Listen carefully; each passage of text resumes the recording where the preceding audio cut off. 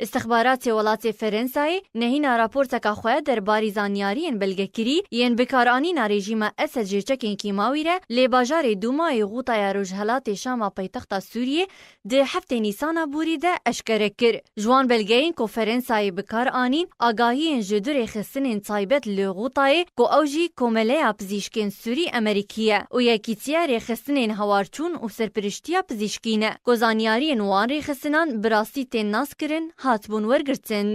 فرنسا وان بلگین کو دابون هف گهشتوه کی کو رژیم اسد برپرسد بر ایریشن کیماوی ین هفته نیسانه لدوما هاتبون پیک آنین او جیج بردوامی پروسین لشکری ین رژیم اسد لغوطای رجهلات اوش بر کنفرانسا تزانیاری درباری هولدانا چکدارین اپوزیسیونا سوریه جب دست خستنا چکین کیماوی را بدست نخستنه. هر لگوری راپورتا فرنسی یا هاتی اشکره کرین که رژیم اسد خودان سیستم که چکین کیماوی نهینیه جه سال 2013 و که زنجیره جه ایریشن کیماوی لسوریه جه 4 نیسان 2017 تانها هاتنه انجام دان. لگور وزانیارین کنفرانسای بدست خستنه به چکین کیماوی لدوما لغوطای رجهلات هاتی انجام دان.